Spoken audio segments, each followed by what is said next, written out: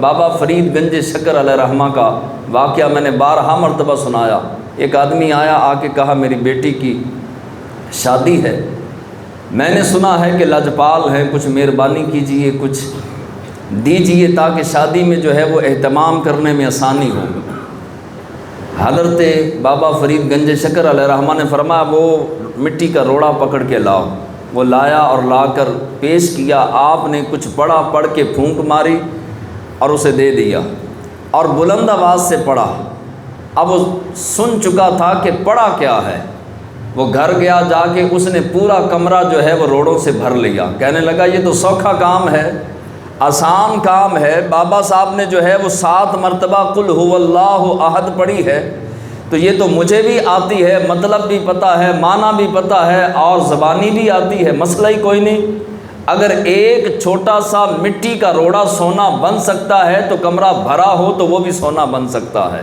اس نے کمرے کے اندر ڈھیر لگا لیا، بیٹھ گیا، وضو کر لیا، خوشبو لگا لی اور بالکل تیاری کے ساتھ بیٹھا، مصلی بچھا لیا۔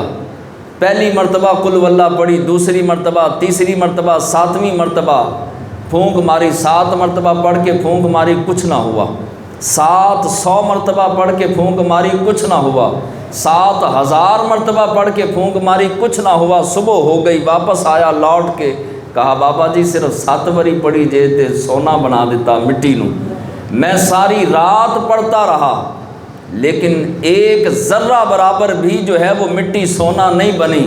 بابا صاحب نے تاریخی لفظ بولے، فرمایا اگر مٹی کو سونا بنانا ہے تو زبان فرید والی لا، زبان پاکیزہ ہو، اسی زبان سے جھوٹ بھی بولے جائیں، غیبتیں چغلیاں بھی کی جائیں اور اسی زبان سے گالم گلوچ بھی کی جائے، اسی زبان سے بد اخلاقی بھی کی جائے اور اسی زبان میں شفا ہو، تاثیر ہو، یہ نہیں ہو سکتا۔